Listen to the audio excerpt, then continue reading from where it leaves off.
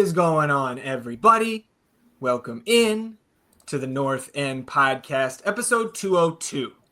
My name is Zach Graham, your host here in the North End, joined, as always, by my good buddy. He's on record as my best friend. His name is Ian Michaud.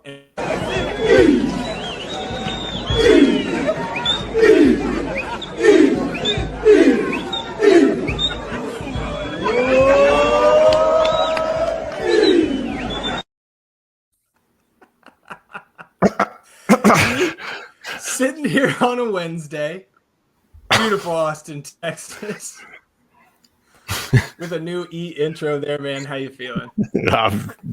They never should have given you this technology, man. This is too powerful. Wow, that was impressive. Look, man, I've been super excited about getting into this game versus Portland here. I got a taste for this team. I need a whole lot more. We got it coming here on the way. Excited to chat about this Portland club, what they're going to bring to the table, how I think this is a massive opportunity for us to go up there and get a dub. And then looking a little bit forward, following week, I think another great opportunity to get another win, and you could be rolling into that LAFC matchup with 9 points in tow here. So I think we're in a really nice spot. Azuni in training. Can't wait to chat about that. Ready to roll. Yeah, man. We will preview the Portland match in detail here today. A couple other pieces of news that we want to hit on. But first things first here today, of course, first road match of the season. So we've got our first Los Verdes watch party coming up this Saturday night. It's going to be at Hop Squad over there by the stadium. And so the start time for this one, right? Kickoff is 9:30. It's going to be a late one out there in the Pacific Northwest, but the watch party is going to kick off at 7:30 p.m. on this Saturday over there at Hop Squad. You'll have food from Dough Squad there, right? So you can go grab a pizza or any of the other little tasty treats that they have there. And for this particular watch party, right, because it's a late kickoff, there's going to be a cool activity that is family oriented, starting right after that 7:30 time. And so I will say, I've been told to not disclose what it is. I know what it is. It is very cool and something that I know that I will certainly participate in if I get the chance. There also could be some, lawn game type of stuff, maybe some cornhole boards set up out there. If any listeners want to bring, LV has told me, bring your cornhole boards, your other lawn games, right? Because we've got a couple hours of build up to kick off at 9:30 out there in Portland. For this particular watch party, for those of you who have been out to Hop Squad for these before, there will be no outdoor screen for this game. But we will, of course, be playing the match inside. There will be other matches on the screens leading up to kickoff of the Austin match. And unfortunately, no Murga performance here on Saturday. We know that frequently comes with the watch parties as well. But I think Los Verdes kind of trying to fill that gap a little bit with their fun pregame activity. Again, family friendly. Bring the kids. I think they will be very interested in that pregame activity as well.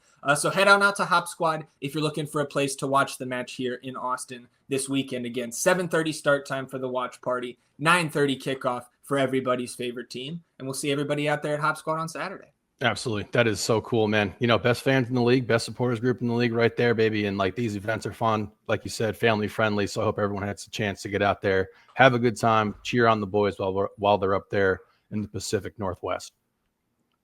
Yeah, no question. And I will note on this episode, we started recording a little bit later in the day here today because we are once again having some connection issues here. Tried everything we could to figure that out. So I'm hoping the editing process takes some of those little gaps out or makes them less noticeable. But just like we did about a month ago, apologies for any technical difficulties that come through here on episode 202. And again, technical difficulties or not, if you want to support the show, the best way to do so is by downloading the audio versions of all of our episodes. Wherever you get your podcasts, you can toggle on auto downloads. That supports us financially, and you won't have to do a thing going forward if you toggle on auto downloads.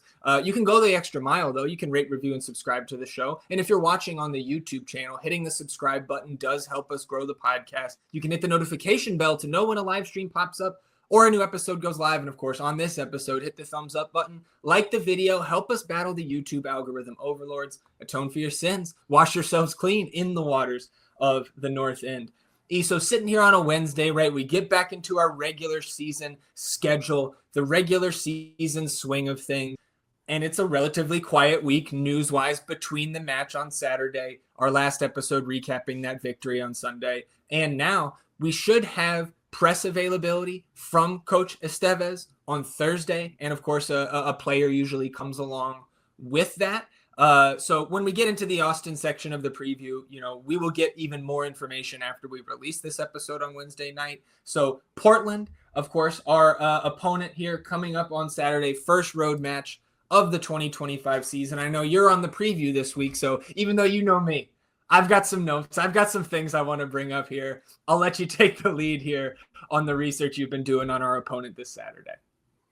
Look, notoriously, this has been a very difficult place to play for a lot of teams, particularly Austin. We were able to get our first win last year up there in a game that we definitely did not deserve 3 points in. I don't know if people can remember back to that game, but Danny got a goal, his first goal of the season there, I believe. We were outshot 26-7 in that matchup. It was the epitome of our road strategy last year, where we were just letting them come right at us and hoping for the best. And the best actually came from that matchup there with us getting 3 points. XG in that game, 2.45 to 0.38. It was a total domination by Portland, and also featured one of my favorite highlights last season, where we brought on Hector Jimenez, and he immediately gets in a one-on-one break situation with Cabecita, and we were able to get out of there without giving up a goal. So that's super, super fortunate.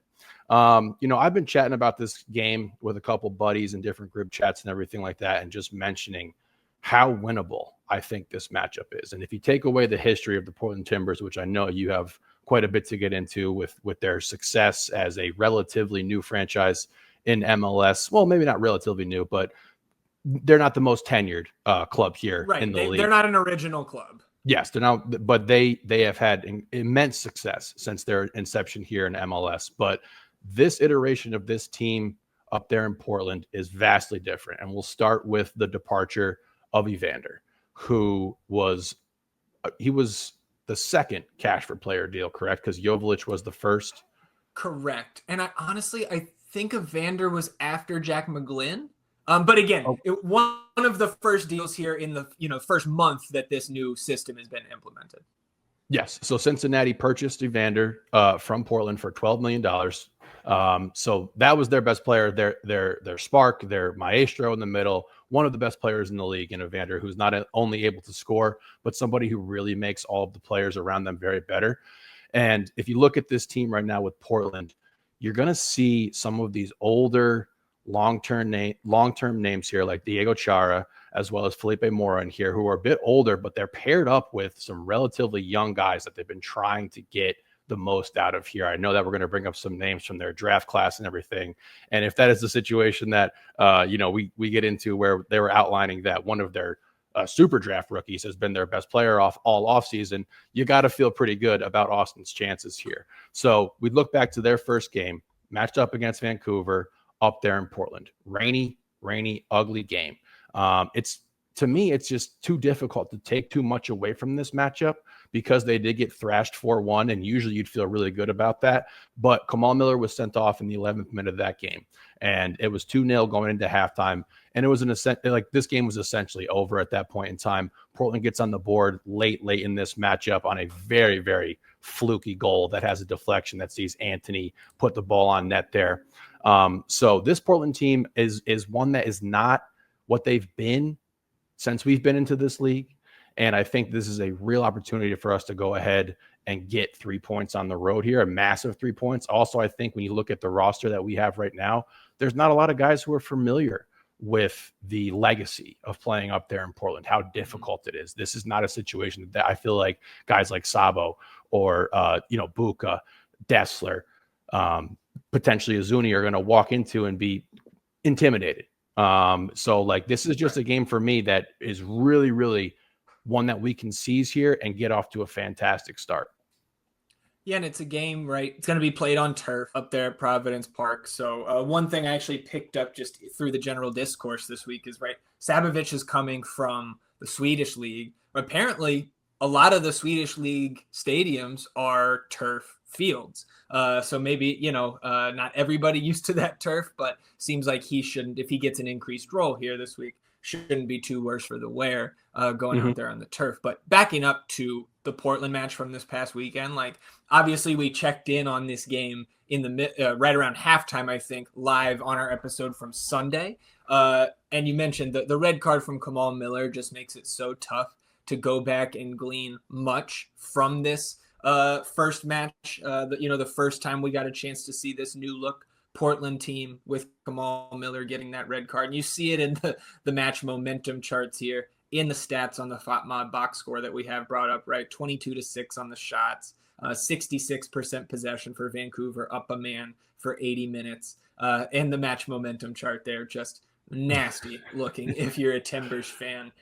So I do think, right, this is going to be a team that is very hungry to put out a better product on the pitch, a better performance in front of, one of the fan bases that you and I have known as we've gotten to learn this league over the first 4 seasons. The Timbers fan base is very passionate. They pack that stadium out, especially that supporter section in down there with the Timbers Joey or whatever his name is, right? So, like, that's the one thing I know that I'm always upset about when we play up at Providence Park, especially in the games where we've just got totally handled by them up there, is like that guy revving the damn chainsaw in the middle of the game. It's like, shut up, man.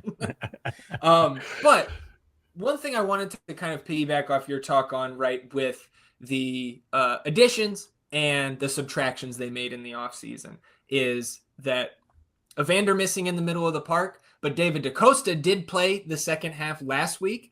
And listening to Phil Neville's post-game presser, which obviously down in the dumps, frustrated, right? Like, going through what they went through over that 90 minutes in the opener was tough.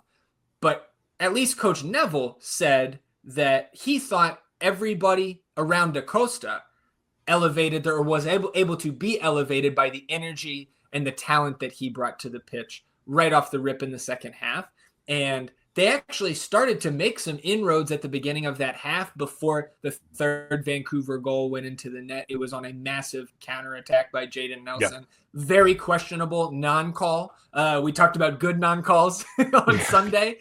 Tough non-call, I'll put it that way, for the Timbers, leading to that third Whitecaps goal. But DaCosta, Phil Neville did say, I guess we keep saying Phil Neville. For those, the uninitiated, that is the head coach of the Timbers here. Neville did say that DaCosta will start this week after playing the second half in the opener. And he gave us a couple other hints at personnel too. But what stood out to me from this game, formationally, and of course, right, you can't take the FOTMOB formation that they lay out here as gospel.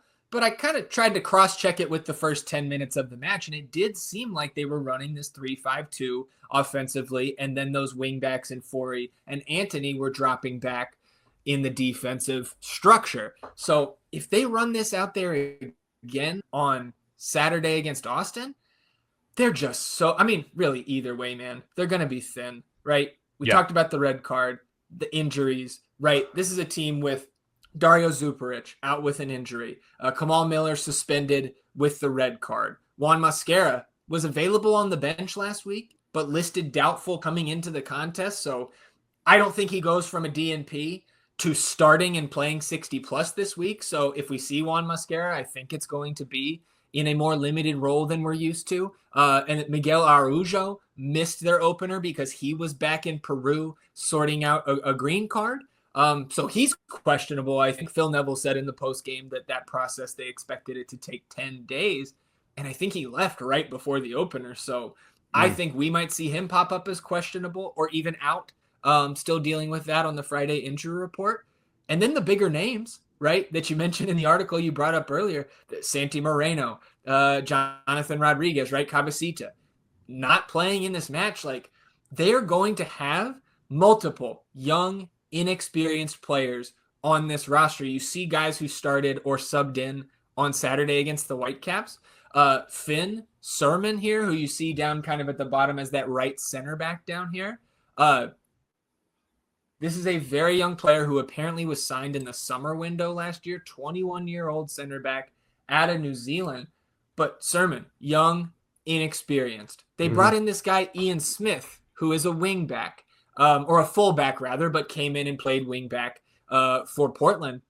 This is the kid they drafted in December, 22 years old, University of Denver grad. And Phil Neville, quote on Ian Smith, been their best player in preseason. In hindsight, probably should have started today. That was post-game comments on Ian Smith from Coach Phil Neville. So, like, if he probably should have started on Saturday, he probably is going to start this Saturday. So, like, you're putting out a super draft pick, another 21-year-old inexperienced center back, Kamal Miller missing, Zuperich missing, Cabecita is taking some bite out of the attack. So, like, I guess all of our talk here so far makes it seem like this should be just a walkover type of game, like a blowout in Austin's favor. I don't think that is the case because they do, right? Diego Chara is still in the middle of the park for this team, cleaning things up at the back, right? David Ayala, Felipe Mora, right? Anthony got the one goal kind of off a broken play last week late on, but Kevin Kelsey is here now, as you mentioned, right? A guy who was on loan with Cincinnati last year and then purchased from Shakhtar Donetsk back in November. And the one thing that stands out about Kevin Kelsey, we know his track record with Cincy last year. He came in very, very hot in the middle of the year. Ended up racking up like 6 goals for Cincy, but fell off as the season went along. This kid is huge, dude. Like 6'4" and every bit of it. So, like, I do think that they have pieces that can make it tough for Austin. And again, you look at the weather, looking ahead a couple days, looks like a chance for some rain in the forecast once again, like 20% during the day, 60 overnight, and temps in the low 50s. So similar type of weather it seems like we could get here compared to our opener. Well, really both of these teams, Austin and Portland, playing in the rain last Saturday. But I just think there are a lot of factors to consider here. They certainly aren't at their best on paper in terms of their health and who's going to be available, but they have enough veterans and enough young talent that we do know about, specifically in Kevin Kelsey, where we certainly should not overlook this Portland team as, some sort of bums. Although I do think Austin should be favored in this one. Yeah, absolutely. And that's something that I'm going to be preaching here. And like, as we've moved into this regular season here, and we want to be able to do a better job with the previews and getting the fans ready for these matchups and everything, we've been taking the time to go ahead and watch as much of these games as we can get in, because it is watching a lot of soccer. We get our rewatches in and everything like that. But like with this Portland team, again, it was very difficult to assess what they actually wanted to do in this game due to the very, very early red card here. You saw in this matchup that Portland got caught on the counter consistently. They looked much slower than Vancouver, but that is to be expected when you only have 9 field players out there and the other team is running up and down. They did have to come out of their shape a little bit, being down 2-0 and trying to salvage any sort of points here in the second half of this game. And I did see an uptick in their productivity and how they looked once DaCosta got in there. But again, this is a team on paper that we are going to be better than. And at the factors that I'm looking at are the same ones that you brought up here, like what they're going to have going for them. And hopefully that would, from their perspective, looking at it like, are we going to be able to make up this talent gap because of the home field advantage, because of that crowd? It's going to be rocking, because of the fact that they got embarrassed in their first game of the season here. And they want to be, they're going to want to turn this thing around. Like you said, they're going to be hungry.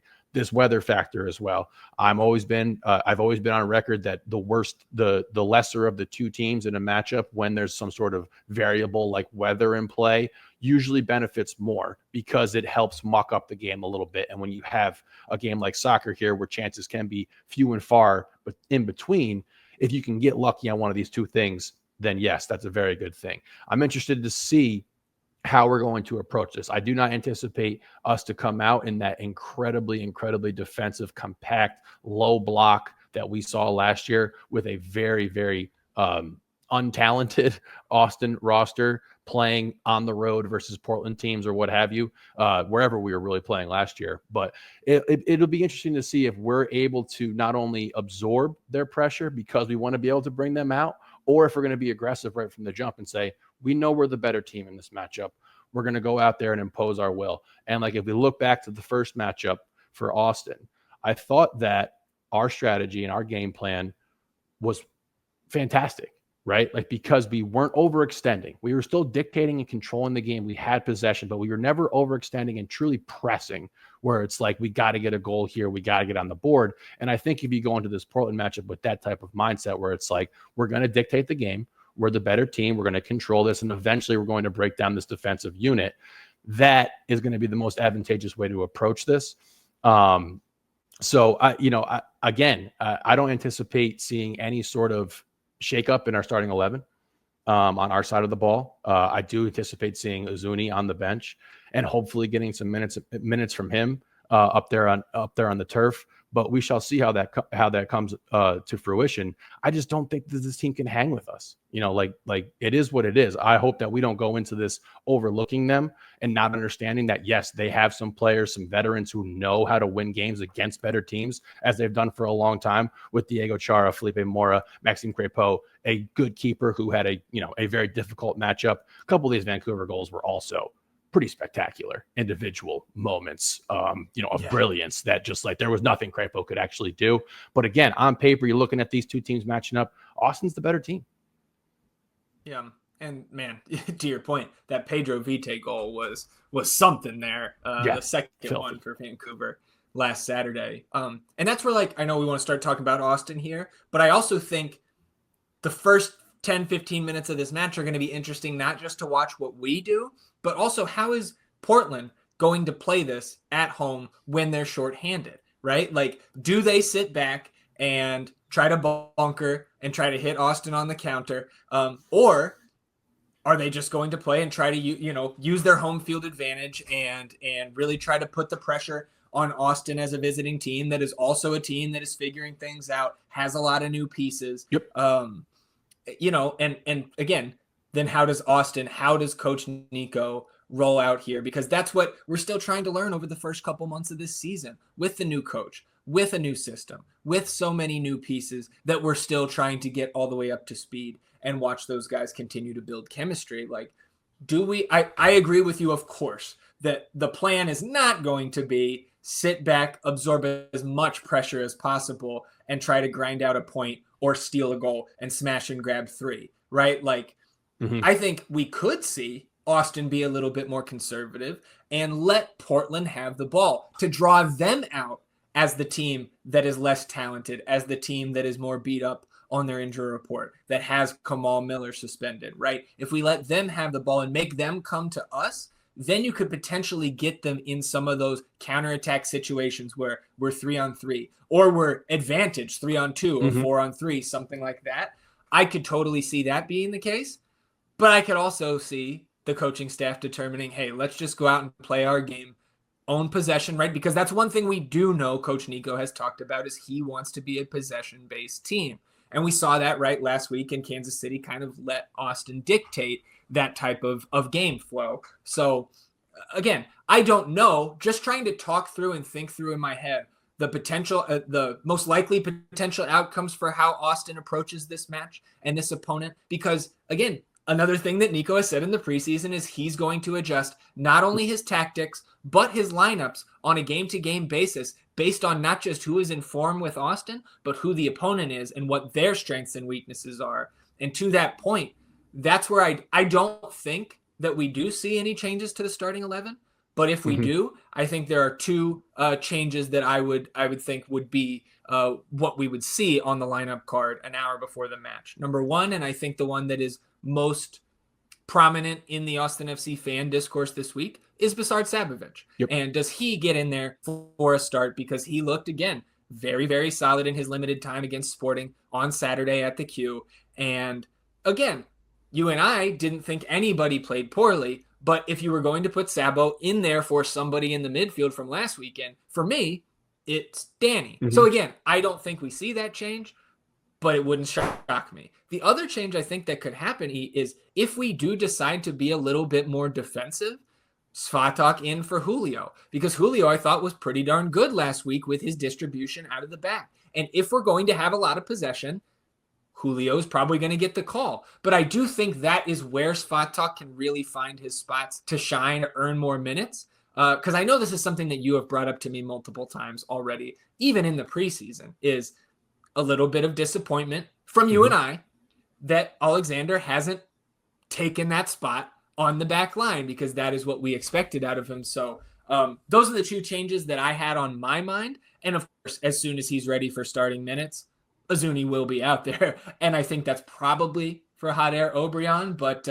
there are different takes on that out there as well. You can just ask Joe Lowry over at Backfield. So what are you thinking here in terms of R11? Are you with me on seeing the same 11 to start this one?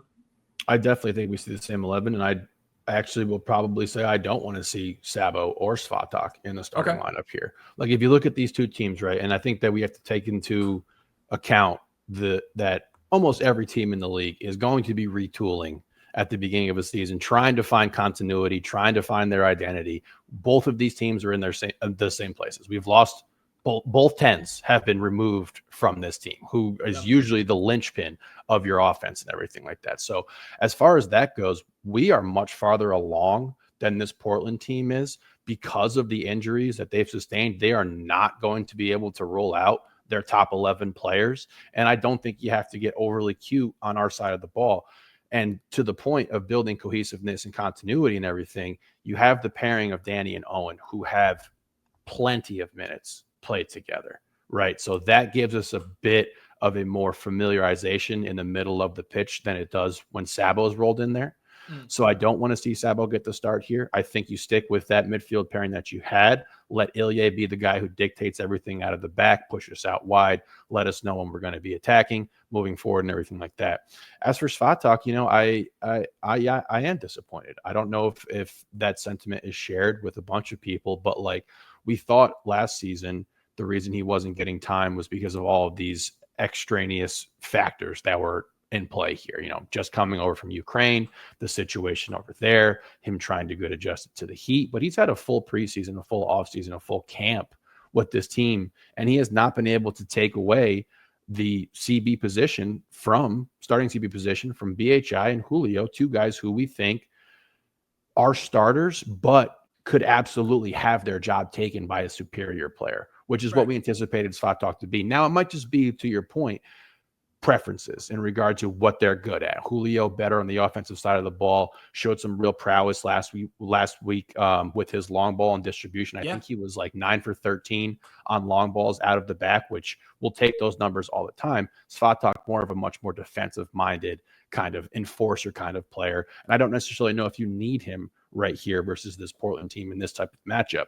I am interested to see how Neville's going to roll up the starting lineup. I think we can both agree that they're going to start this Ian Smith kid, who, if he was some sort of prodigy, I don't understand how he's dropping to 14th in the super draft and nobody noticed him. He's also 22, did a full, or 21, 22, did a full year or a full 4 years at college there. So like, this is not a guy who like people had their eyes on. So if he's been their best player in the offseason, good luck to you for the entire season. But I think you can look at some comparisons, some parallels between the Whitecaps offensively and our team offensively. Nelson, incredibly fast, speedy player.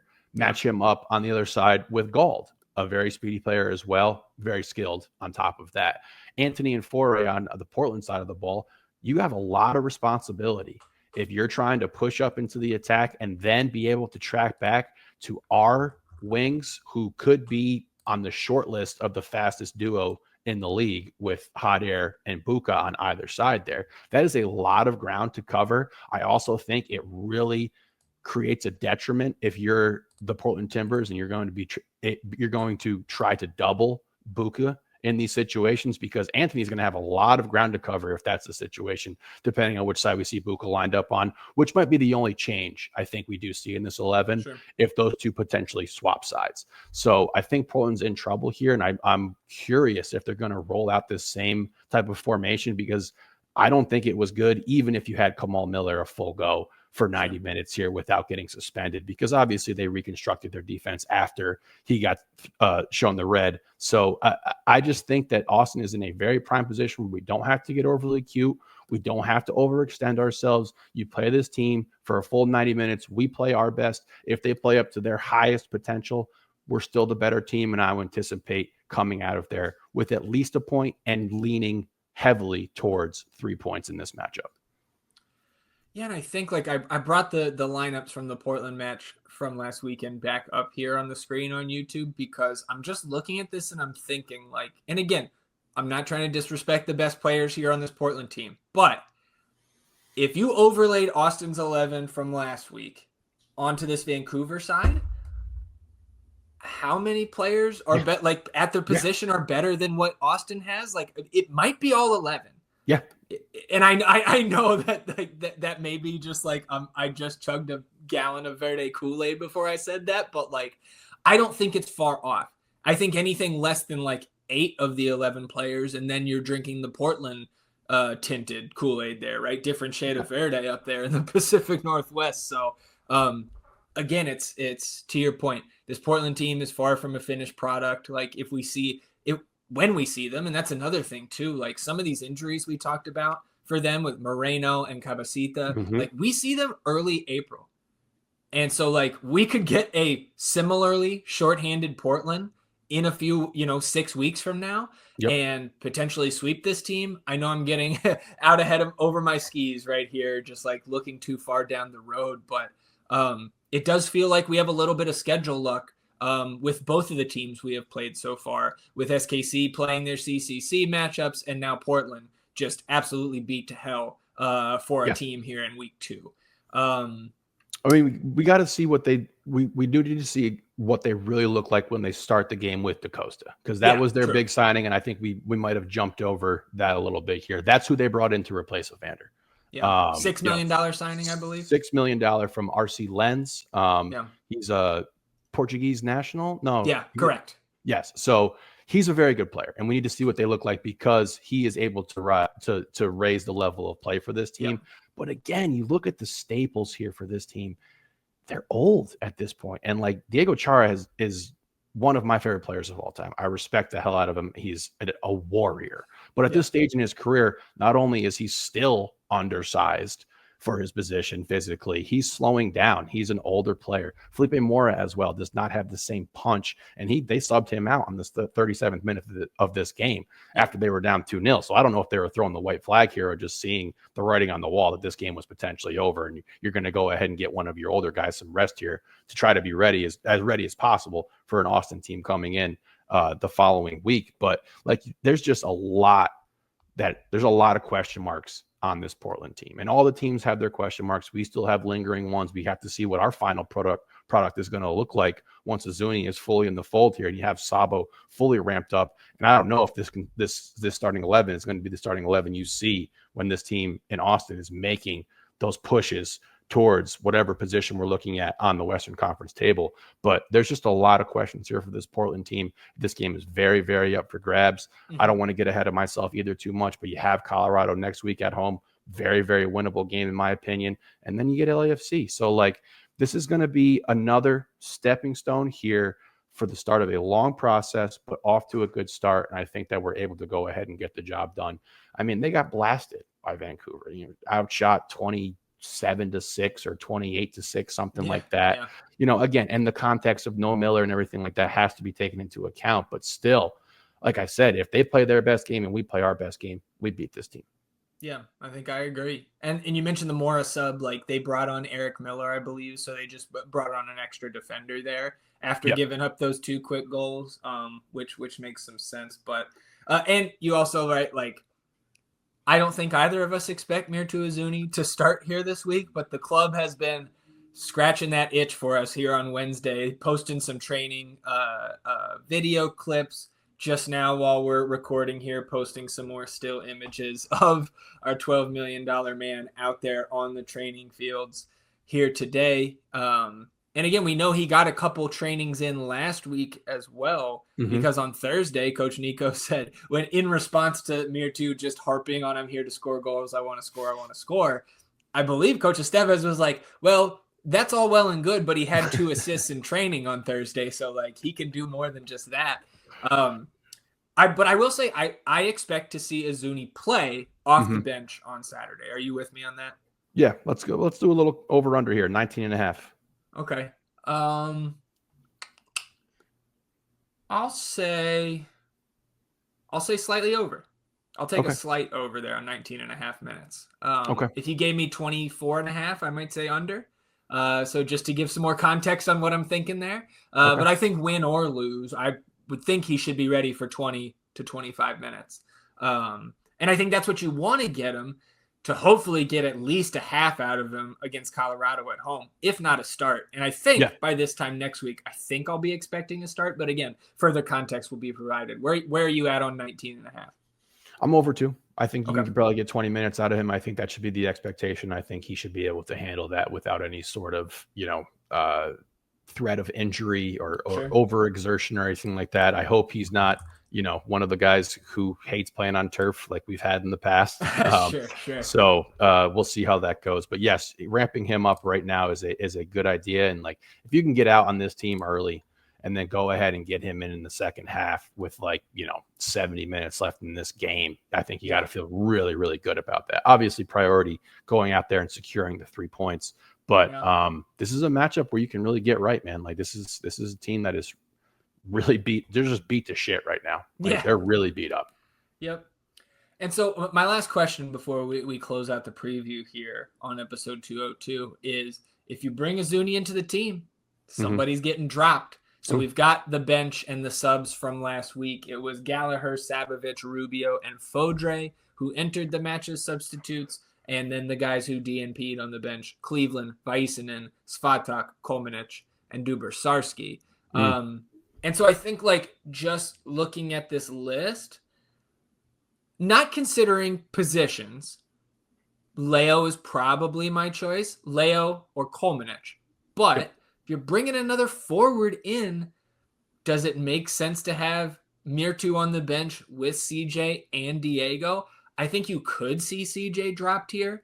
But again, not considering the positions available on the bench and how the coaching staff might want to structure that, it would be Leo or Jean for me. But again, I think it could be CJ. For me, it's going to be 1, 2, 3, Leo, Kolmanic, then CJ. I don't think you need both of those center backs on the team if you have all those guys. And then a fourth and just kind of maybe is probably Dubo. It's probably Dubs there. That's a good call. I think that might be another one that you could look at and say, okay, we're getting Izuni on the team. Where can we make some changes? But we're going to be fine. We're going to be super fine. Yeah. No, it is good problems to have. Yeah. Right? Good problems. We're going to be fine. I think that's a good shout there on Duber-Sarski, especially if Sabovich is still coming off the bench, because we know he can just go in there and 1-for-1 with Ilya. Yep. So that's a good shout by you. All right, one thing left to do here, E. How much is Austin FC winning by on Saturday? Look, I outlined my concerns for this game, and none of them are really about the quality of Portland. It's more so about the variables of them being backs up against the wall this early. I'm not sure if that's necessarily the right term, but they should be motivated and hungry to get a result here after a very embarrassing outing versus Vancouver. But I just don't think they have enough to get it done. I think they have too much inexperience all across the board. I think their better players are going to be worn down because they're older. And I think Austin is going to shut them out and win this game 2-0. Nice. Yeah. I was bouncing between the 2-0 and the 2-1. So I will say 2-1 that Austin will concede here. Not going to go so far to call my shot as to how the scoring plays out there, but I'll say 2-1 here on the road. And look, we don't care how you get it done, boys. Just bring us back to 3 points. It would be so sweet to be sitting on 6 points through 2 weeks. So again, 9:30 p.m. kickoff here in Portland. And just one more reminder, right? You want to go to that watch party? Los Verdes hosting at Hop Squad. That watch party kicks off at 7:30. Come on down to Farmer Field where the champions play. Get ready for the game. It's Lost Business Day.